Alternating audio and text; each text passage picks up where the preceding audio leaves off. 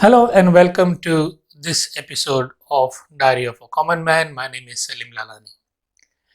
Today we are going to begin a mini series on the subject of 150 ways of giving money to Agakhan, or 150 ways of making Agakhan rich at the expense of the murid, who is sometimes not as financially well off as other murids. But before we begin, I would like to present to you a Ginan, a devotional song that is sung in praise of Agakhan in the Jamat Khanas around the world, with a lot of emotion, with a lot of affection, but it is mind-boggling. Have a listen to this. Eji je mango te tu hi deve. This is Gujarati language, by the way. And what the murid is saying here, murid is addressing the Imam, the Agakhan, and saying that whatever I ask of you, O my Imam, you give it to me. You have actually spoilt me. Murid is saying this. Has Agakhan given to the murid? In reality, that is. The song, the devotional song apart, in reality, has Agakhan given to the murids, or the murids have given to Agakhan? That is the question I am raising today. Agakhan, has he given or not given? That is a question mark, which we will address in future episodes. But what we will talk about today is a certainty, is a reality, is a fact that no Ismaili can deny. That the murids have given Agakhan. And today we are going to begin this mini series with accounting for those 150 methods of giving to Agakhan. Let me put a scenario in front of you. Say you were to give me $100. Okay? The public. Public has given $100 to Salim Lalani. After receiving the $100, Salim Lalani says that he gave the public $100. What is the public going to say? They're going to say, has he gone mad? The public has given Salim $100, not the other way around. But the Ismailis do that. And again, this is not mentally disabled people, although they have symptoms of it, but they are not admitted yet. And unfortunately, I was one of them until I came to my senses.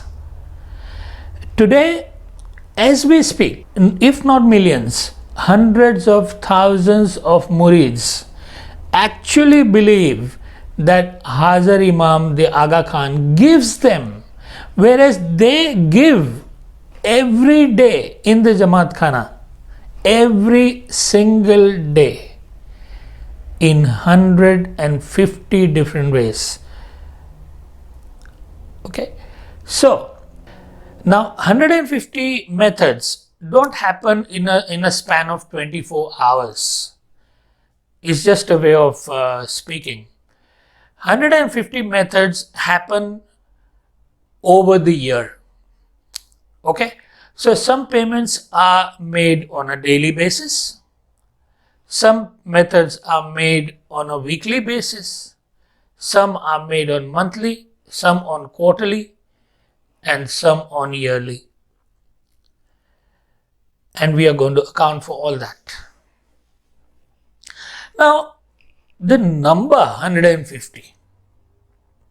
Have you ever seen or have you heard of any religious organization or any cult for that matter where people give to their leader in 150 different ways? Mind-boggling? Unbelievable? It is. But you will not believe after you have finished watching this mini series. You will actually know that in reality they give Agakhan. And they are the ones who have made Agakhan filthy rich at the expense of many murids who are living under the poverty line. Yes, there are murids in America, UK, Canada, Australia who are living a luxury life, but they account for a minority. The majority murids live in the third world. And the system has made sure that they are not accounted for. System has always portrayed Ismailis as affluent. And that is a strategy. It makes them believe that the Imam is responsible for their opulence. If you go to a Hindu temple to pray, on the way out, you will see a box, a donation box. You put whatever you want to put in it, and if you don't want to contribute, nobody is going to basically confront you. If you go to a mosque, same thing. If you go to a church, same thing. But in Ismaili Jamat Khana, there is no box. Ismaili financial system. Yes, a financial system in a place of contemplation. They call it a place of contemplation. They call it a spiritual location where they practice spirituality. In this place of spirituality, you will find, apart from political system, you will see a robust, complex financial system and deceptive financial system. Yes, in a place of spiritual contemplation, you will see a deceptive and a complex and an elaborate financial system. And we are going to talk about that. We are going to elaborate upon that elaborate financial system. I have spoken about money and Agakhan system in my past videos. But in this mini series, we will go into the details of the system. So let's begin. First of all, we will split the system in two parts. The Jamat Khana and AKDN. These are the two major institutions where a murid will contribute. Out of 150, only 5 methods have been made available to Agakhani murid to contribute to AKDN, only 5 out of 150. 145 methods they actually belong to Jamat Khana. So, Jamat Khana and AKDN. Now we'll leave AKDN aside for some other episode. Let's start with the Jamat Khana. This is where most of the money is coming from. Jamat Khana financial system needs to be further divided into two parts. The daily Jamat Khana service and the majalises. The daily Jamat Khana services, they have 7 different methods of contribution. The first thing a murid does when they enter the Jamat Khana is perform a ritual called Dua Karavi. Dua Karavi, a person goes to the Mukhi Sahib. Mukhi Sahib is the representative of Agakhan, and hands over some money and folds his hand in supplication and basically confesses that he is a sinner. Not only a sinner, but a sinner from top to toe. Have you seen any human being a sinner from top to toe? The person will cease to exist if a person becomes completely sinful. It is against the law of nature. No one can be 100% sinful, full of sins, and no one can be full of virtues either. That is a human being, but that doesn't work in Ismaili Jamat Khana. In Ismaili Jamat Khana, for brainwashing and indoctrination purposes, for mind control purposes, the murid will be made to admit that he is a sinner from top to toe. He will hand some money and he will say, please make a suggestion, make a request to Agakhan that he should forgive my sins. The Mukhi Sahib, a kind-hearted Mukhi Sahib, accepts the money and prays to Agakhan that may he forgive the murid's sins. That is the first method of forgiveness of your sins and the first method of collecting the money. Then we come to Nandi. People bring food from home to dedicate to the Imam of the time. It is for his consumption, but he lives in Europe. And how much is he going to eat? He can consume unaccountable cash, but he can't consume as a human being that much food. So, people, when they bring food from home, the food is sold and converted into cash so he can consume it. The food is auctioned. You will say that it is a tradition in many religions where people bring food. Yes, in particularly in Hinduism, they present food to God, but Agakhan is not God, number one. Number two, Hindus do not sell the food presented to God. It is either given to the family or it is distributed amongst the poor. Here, it is systematically sold and converted into cash. That is number 2 on our list of 150. Number 3, People come to Mukhi Sahib and they say, I want you to make a special prayer for the forgiveness of my sins. Remember, he had done this only a few minutes ago when he entered the Jamat Khana. Now he has come back. Forgiveness of the sins.